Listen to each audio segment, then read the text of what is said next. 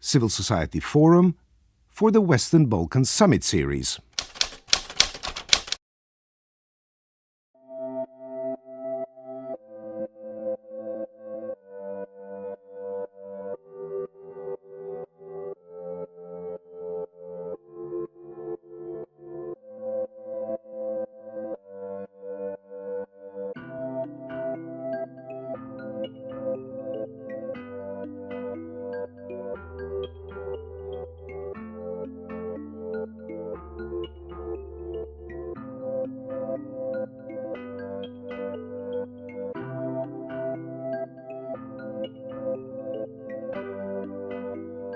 I think it is positive for two reasons. The one is that we have a real continuing process, not a one-off event.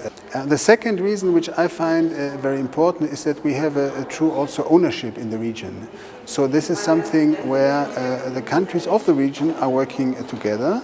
In the Western Balkans, togetherness is a must and an emergency, I would say. It is not only the backbone of the enlargement process, it's also a necessity for the citizens. What you can do now, and I think what your task is, for your countries, for your continent, for your region, and for our common European continent, is really to thrive, to let the ghosts of the past where they are. The way in which member states have grasped this initiative and raised it to a higher political level, I think this demonstrates very strongly the continuing political commitment to enlargement and the enlargement policy as it affects this region.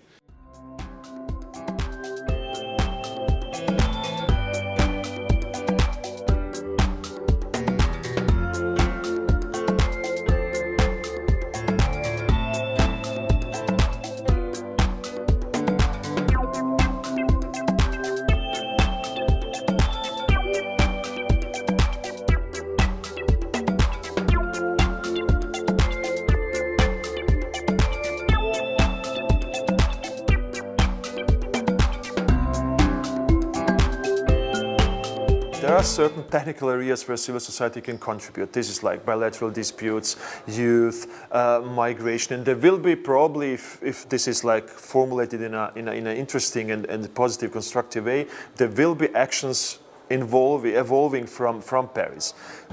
They could offer an extra value, and I think that this is the reason why they have been invited by the Western governments to be on the stage, even on the margins of the stage, because the European Union governments think or believe or perceive that the Western Balkan governments are not really delivering all the expertise and all the knowledge and all the policy implementations that are expected from them. I think that it's important that everybody understands that the European ideal is in a situation of crisis right at the moment. What that means is that both inside the European Union and on the borders of the European Union, large numbers of citizens are starting to lose faith, and the politicians are starting to lose their capacity to bring people together. Civil society in the Western Balkans needs, therefore, to take a lead role in promoting the European ideal, redefining the European ideal, and not waiting for other people to do it for them.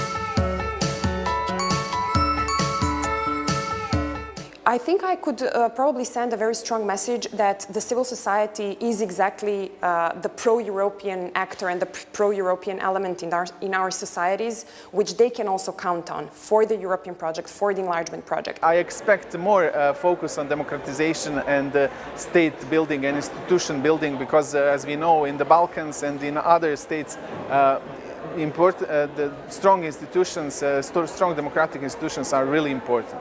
So for me, the most important thing is that this process should also affect new ages like youngsters, good professionals, media, a lot of interest groups, not only the ministries or not only the high-level policy makers or politicians. We need to have a more in-depth look at progress and changes in the country that are made, and also to ensure that we do not allow for situations where civil society or the other stakeholders that can contribute in policy development are excluded. I think it's very important that very concrete stuff happening in regard of youth cooperation.